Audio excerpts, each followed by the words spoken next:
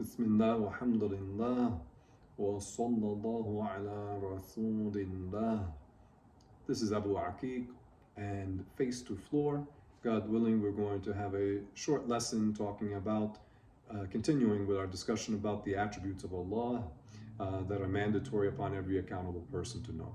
So far, we have covered four of those attributes. We mentioned that Allah is attributed with existence. There must be a creator, for the universe could not exist without a creator.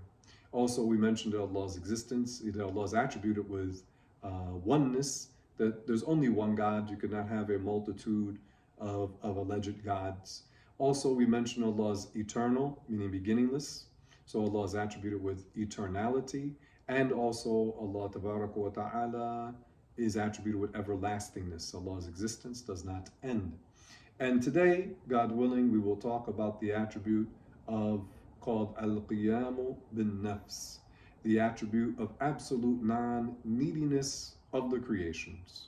This Allah Ta'ala revealed in the Quran, Inna Allah la ghaniyyun 'anil 'alamin, which means that verily Allah is absolutely not in need of any of the creations.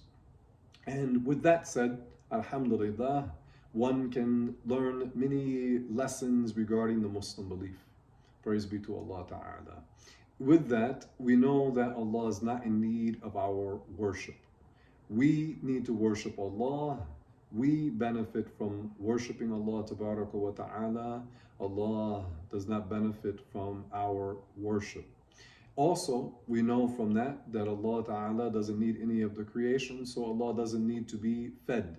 We do not need to feed the Creator. And you may see some of the pagan people, they will have idols and then they will bring food to their idols to feed their idols. وَيَعْذُ بِاللَّهِ تَعَالَى. Similarly, you will find some of the pagans, they will bathe, they will wash their idols. Allah Ta'ala is not something that would be washed. Allah is not something that would be fed, but rather Allah Tabaraka wa Ta'ala is not in need of any of the creations. Not food, not water, not our worship. And also, when we say that Allah is not in need of any of the creations, this includes absolute non-neediness of space and time. Because many people, they have misconceptions. They believe that God is situated in one place or another place or in all places. What is proper, what is correct, is to believe that the Creator exists without being in a place. The Creator exists without being in a place. So directionality is inapplicable to Allah. Location is inapplicable to Allah. Because Allah Ta'ala is not in need. Directions are creations. Locations are creations. Allah's existence is not contingent, is not dependent. Allah's existence is not dependent upon a direction. Allah's existence is not dependent upon a place. Rather, Allah is the one who is beginningless, who was existing before place and space and distance and direction and light and darkness existed. And this is known from the saying of the Prophet Sallallahu Alaihi Wasallam, when he was asked about the beginning of creation, he first said, كَانَ اللَّهُ وَلَمْ يَكُنْ شَيْءٌ غَيْرُهُ, which means Allah was existing, meaning before creation, Allah was existing and there was nothing else other than Him. There was nothing else in existence other than Allah. So again, no light, no darkness, no distance, no direction, no time, no space, no place. Allah was and there was nothing else.